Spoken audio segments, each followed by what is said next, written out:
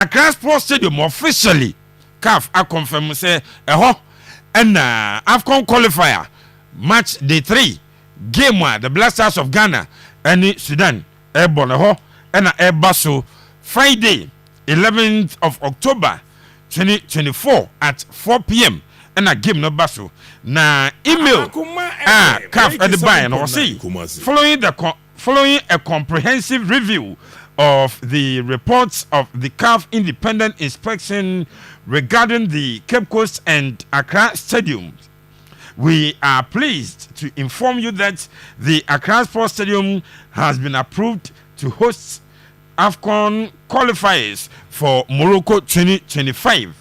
Specifically, it will host Group F match day 3 encounter between Ghana and Sudan, which is scheduled for October 11, 2024. And to say, any email a CAF at the bar, which is Group F, AFCON qualifiers are Ghana airborne in a bit ya host to Accra. Na say part of much see any Sudan game no 4 p.m. on Friday, 11th of October, Baso the Accra Sports Stadium. No, and the Ministry of Youth and Sports, I directed the NSC say if in neko omunsha kwan ombefa so a ombetimi a maintaining your facilities no, especially your national stadiums no na home massem na statement ministry no ede aba tintintin almost yes CAF atro dia bro mo say ampa omo agya tum say Accra Sports Stadium and host Ghana and Sudan game eba on the 11th no na babayara omo withdraw omo approval no and man ye ho adwuma ye koye adwuma afei sese omo agi Accra atum no na ministry no echemu a omo say CAF edi ato omo nim enti game no baso na omo hwe say efi na ekro NS no nhwe kwan omo befa so a maintain ye national stadiums no na babayara any Cape Coast enso omo ye adwuma dindindin a enche bia ombe CAF for aba show omo gidi se CAF ba approval no beba na is Accra approved Kumasi babayara Sports Stadium approved as well as Cape Coast nti omo se ni mienu babayara ni Cape Coast omo hwe ni mu se enche mpanifo ba nemom. The ministry expresses its gratitude to all stakeholders who supported the ministry in securing CAF approval for the Accra Sports Stadium and urges close collaboration and cooperation with all stakeholders in the development, management, and maintenance of sporting facilities across the country.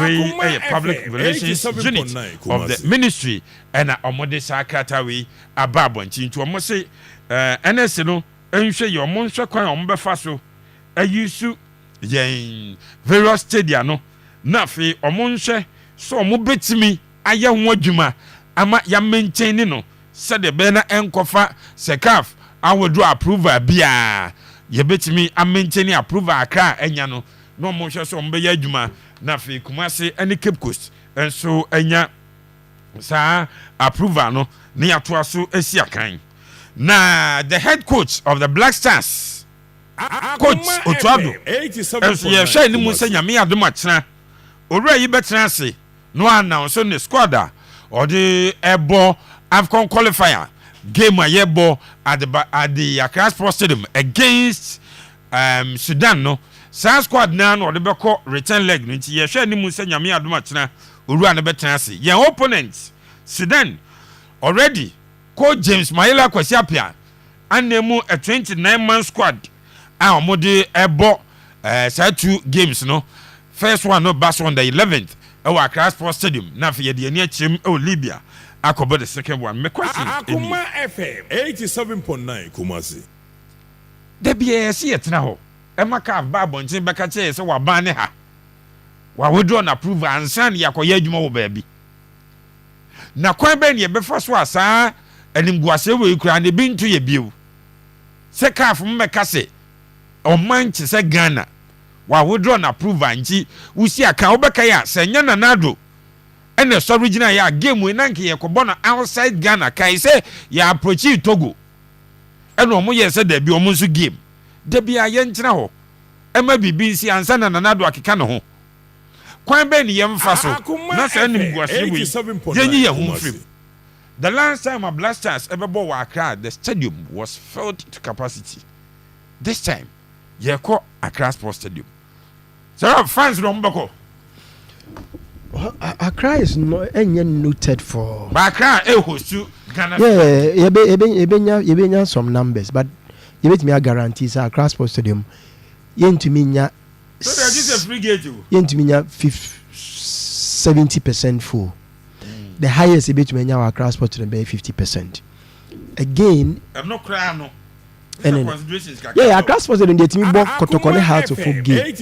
There was a be free game. Still no be no. I'm dey so make just say Kumasi na ni hwe ye ni option bia ye ni beach bia akọ nti e dey be here no, but Accra no there are varieties of options nti omo naturally where omo nko nti nye ye nti no aye yi kra no ye be 50% full, but e better than say na ye the game no ebe ko outside at least you're born where your territory. But no emegu ye nimu ase so obeka ya approve Kumasi o ba ye hu die see pitch no. See, Akuma FM 87.9 how state institutions are so politicized to the extent that so oye ne core mandate no cast institutions enyum na omo de to omo video na se no na enyum be ya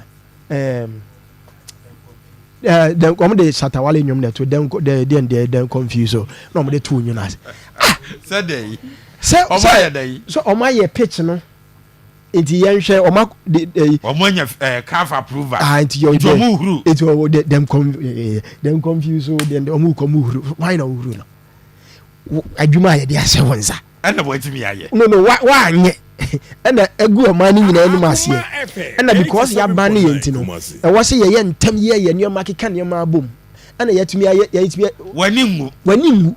You are not embarrassed. You are casting insinuations. There's something fundamentally wrong with us as a people. No, something fundamentally wrong. Yes. Sir, your mandate, you carry out your mandate, and then you are who are man for casting insinuations. Say, then confuse, then go, then confused.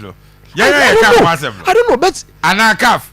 It means a man for so. Who say because it be a political season, you know. Bibia ebia enkoye ebia woka it's like we NDC. No, that's not how I analyze issues. So if you do that, you are not progressive. And he said galam saying so and say we can because we can we NDC. No, it's me I can't accept it. Meaning why? I just cannot accept it because I rehosem me call could be a from Forgeville. It was South Africa.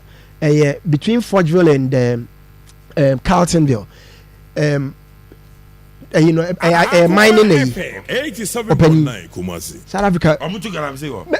We say one. I'm not back. We say no. When do you know what between?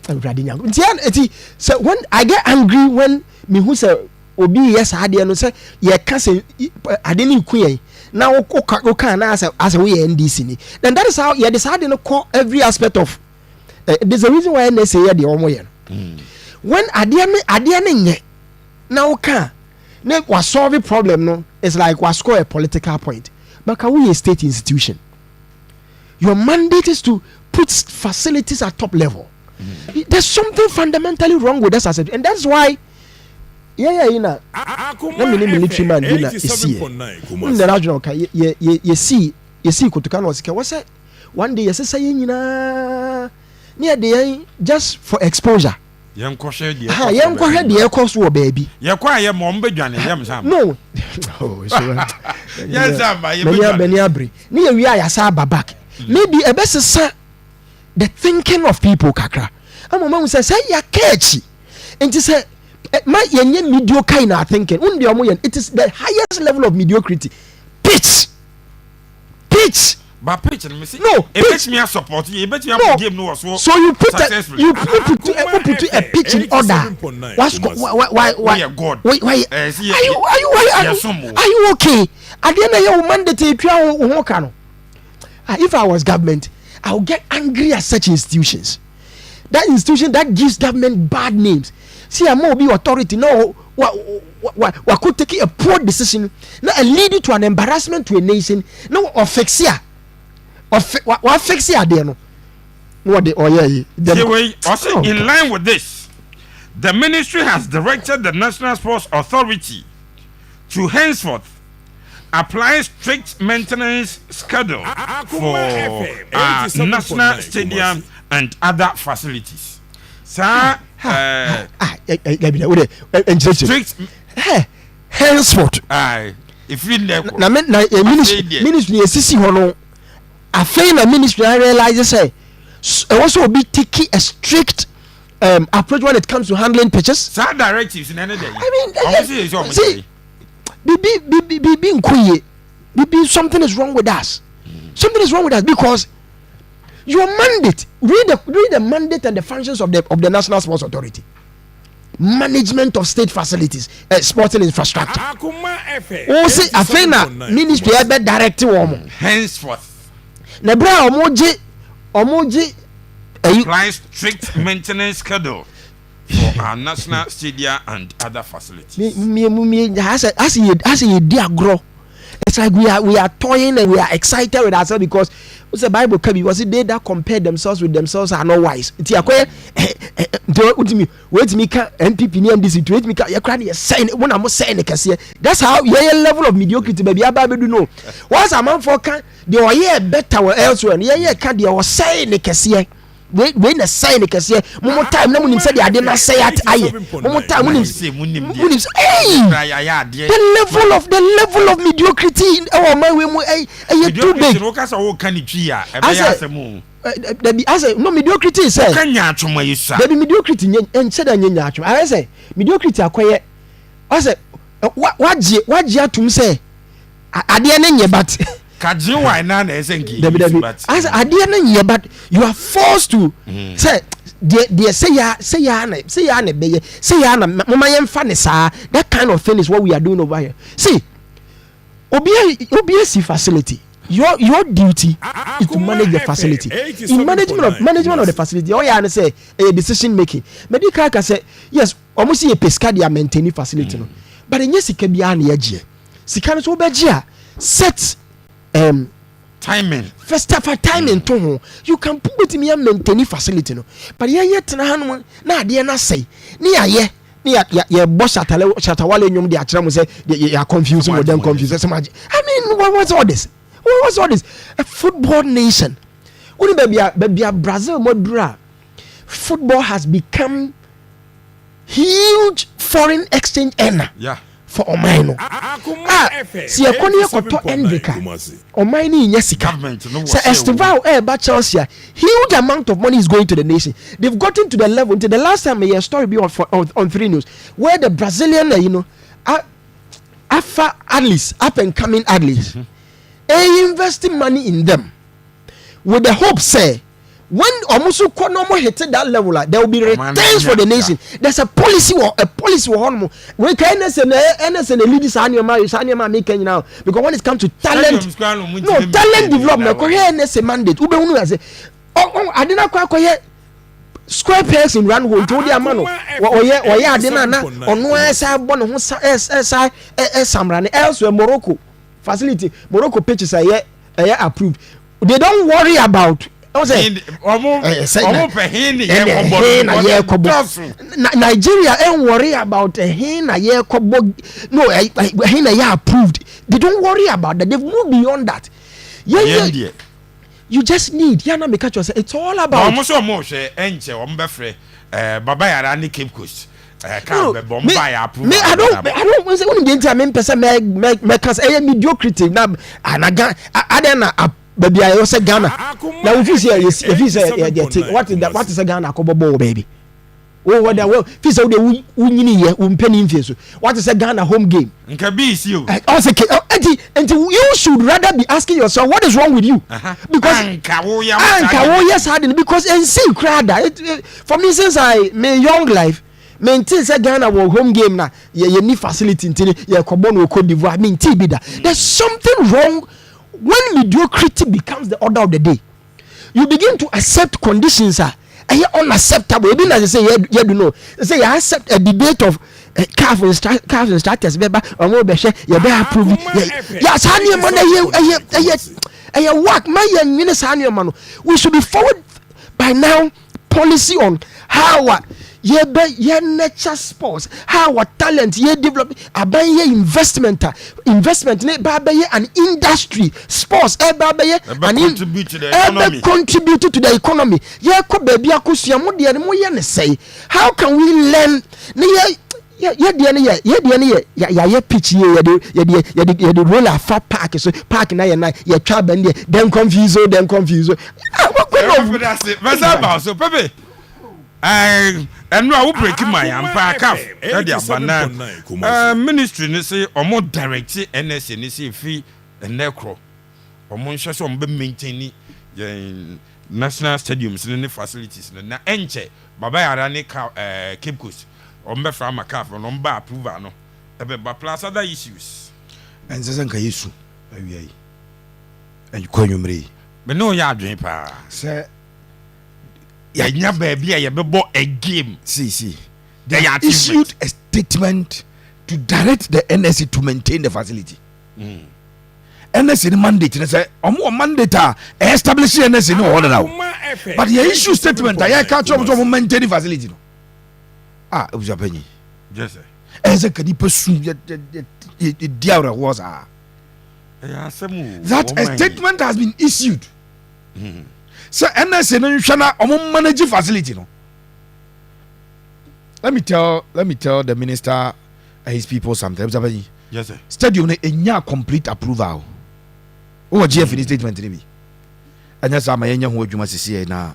Stadium no enya complete approval. In fact, the stadium has been approved for one game. One. Na ya na kroimu no. Me nya sure say mpanyifo mail na CAF send by na me nya bi kenkan na me ntiase en kwam so mo man ntiase sa the CAF mail say yama approval for one game say game na ye bebo no ye de ho approval e de amaye say nu ntie betimi abo e wo park na so one game Kabiru ma send ade e de amawo eti yemfa into page no so na eti for ntiase we've been given an approval to play Sudan game, no, that is the approval that we have been given.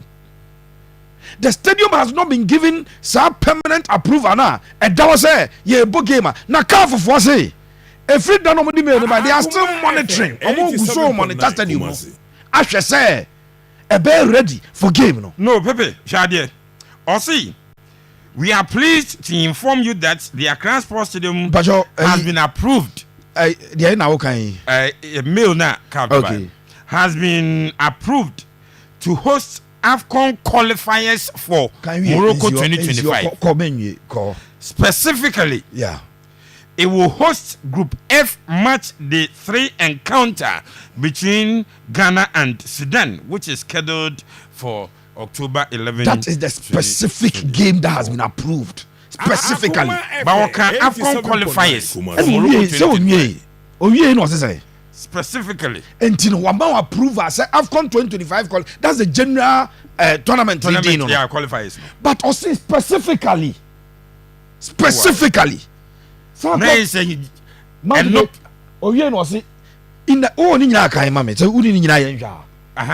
light of this approval, we kindly request that the Ghana Football Association and the stadium management team prioritize necessary enhancement to the pitch and other critical areas of the stadium leading up to the match day.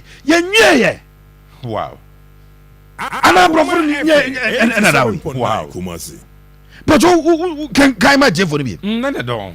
Also, in light of this approval, we kindly request that the Ghana Football Association GFA and the stadium management team prioritize the necessary enhancements to the pitch and other critical areas of the stadium leading up to the match day to ensure an optimal experience for both teams and the attending fans. The last but one paragraph. The last but one. Inti car for say. Baby, kind last but one paragraph. Now who also confused? Now between you and I, who is confused? Kind last but one paragraph. Was it please note that CAF will continue to closely monitor the readiness of the stadium for this match. Now we no be. We are confused. As well as for the future CAF sanctioned events. Anytime be a person match be I just almost have a now when CAF will continue to closely monitor the readiness of the stadium for this match. This is a Ghana Sudan game. Penny approve see ball. I'm on table of France and I say I confuse you no more. I'm not confused. Is it the English they don't understand? Or say the stadium has been approved. I don't know what can see you. Obunya who say the stadium has been approved for Morocco 2025 qualifiers. No, Omo can see the BM. Omo can see baby I say you approve for 2025 for the Morocco AFCON qualifiers. I want to see here. But I wouldn't be that lazy. I'll read further. And reading further, this is what I found. That CAF say Owusu monitor. No, I catch a stadium management for ne say. And you might be page now. I'm about to green. From over course one monitor. Or page near the to green. Or so I catch munya enhancement to be. Now you're ready for the match day. No be any good experience. Both teams. Oh, we ain't say. Or catch now stadium no. Or no CAF Owusu all monitor closely for its readiness for the match. Any other further CAF sanction game has the stadium been given approval? Yama approval, conditional approval for one game. Also now, Abraham nya and I'm catch on. Also a program church, catch on conditional. Yeah. A conditional, a one game Yama approval as yamo. And after the actual crack, I catch anything for some maintaining. Almost meanwhile, and I say, I'm running establishing anything. I'm more you may some woman that. But I will be track at your that's all money. Fire or was it and blaster. But before obey your blasters and the phone and a dial star 439 hash. Of course, I star 439. Star 439 hash. Star 439. Yes, over 6. I come FM no. Dodo a woto no ba ko bia 5 cities. Fatwa so enche. Second draw no be yes. Obi be discount. Blasters no. Some are defenders na ma. Yeah. Midfield number. Okay. Yeah. Oh yeah, goalkeeping. Any defenders na midfield number. The blasters midfielders no. Kudus Muhammad. The star boy. Our coach is onye team player. Coach instead of fire no no za le putegi na wasansa no kan sa asem. Was sample za man.